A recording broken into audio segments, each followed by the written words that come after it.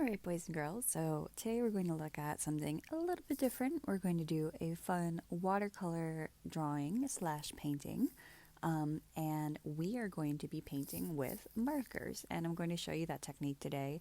I thought this would be something fun, a little bit different, something that is a little bit more relaxing because the end of the school year is coming up. So I just want you to enjoy this drawing slash painting for what it is today. So the first few things that you'll need is a piece of paper and a Sharpie or a permanent marker. Now I am not using a pencil to draw my lines or my name. If you feel more comfortable to use a to use a pencil first, then by all means please do use a pencil first so you don't waste the paper. But I'm not doing anything that is really too difficult right now. I'm just drawing some wavy lines across paper. And this will be kind of me sectioning off my designs and where I will put my name later on. I'm having some of them go off the paper and some of them staying on the paper. So pretty easy so far. Next, I'm going to go through and add what is called line weight to the wavy lines that I've already created. And what that means is I am just going through and making some of them a little bit thicker. All this does is make your drawing a little bit more interesting to look at. When you have some thick lines and some thin lines, it really does add a variety of kind of what you're looking at on your paper. So it's important to make sure you're adding variety in your drawings.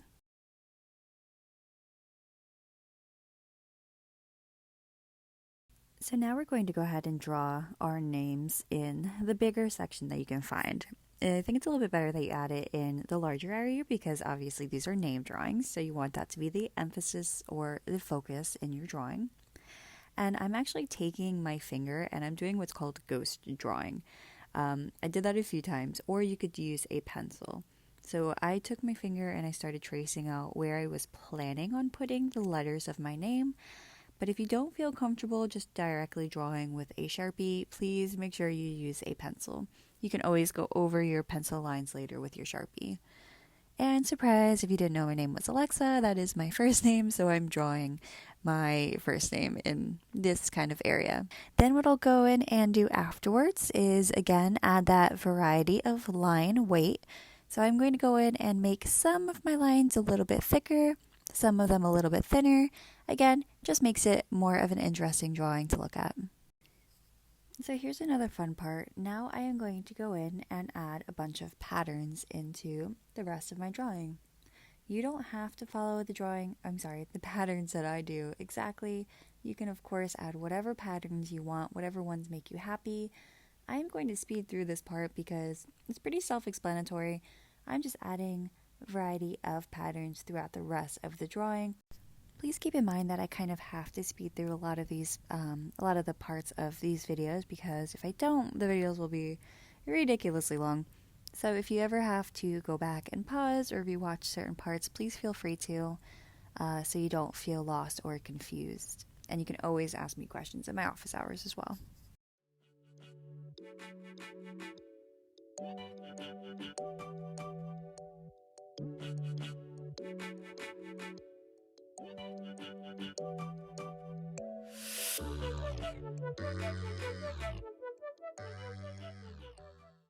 Alright, so now that we're done with our patterns, I'm going to go in and add some color with some crayon. Now I'm only doing a little bit of crayon coloring because later on I am going to paint the entire thing with watercolor paints.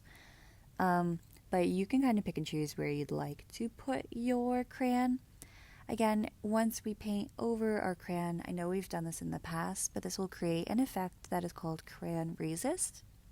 So painting over certain areas with the crayon kind of creates a really neat looking effect, and you'll see that later on when we paint over some of these areas.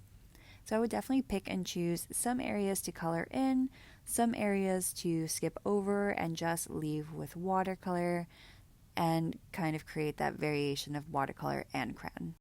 Alright, so now let's get to the painting part. So what you'll need is a piece of plastic. I am using a Ziploc baggie, but it can be any plastic. It can be saran wrap, anything like that. I'm using napkins. I'm using washable markers. I will use a paintbrush and water, of course. And then that'll actually create our watercolor for this piece. Now please make sure you're using washable markers as well, because that's what I'm using. Please don't try to use permanent markers because it will not work.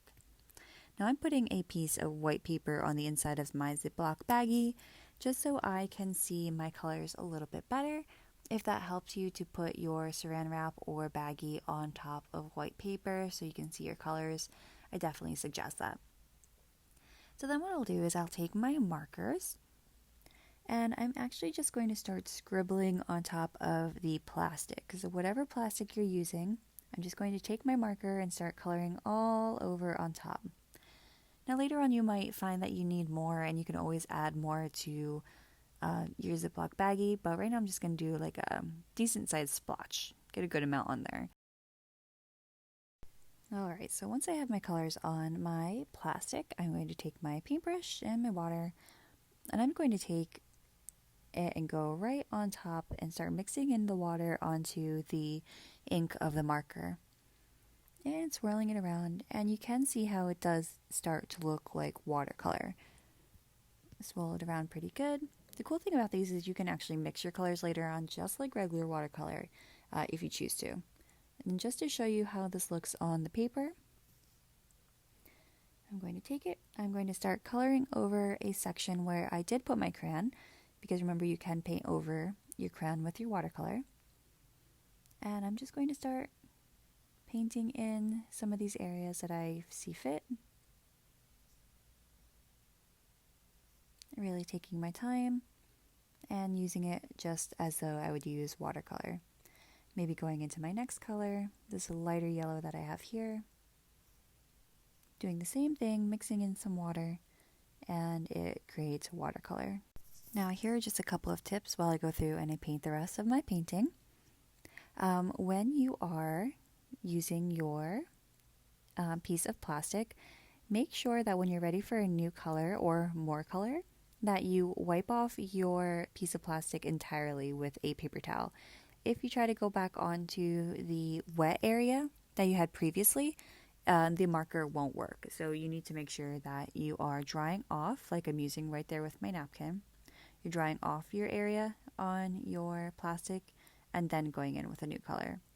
And other than that, that's pretty much it. I'm going to let you watch the rest of the video in fast forward while I paint the rest. And I hope you enjoy this. Have fun!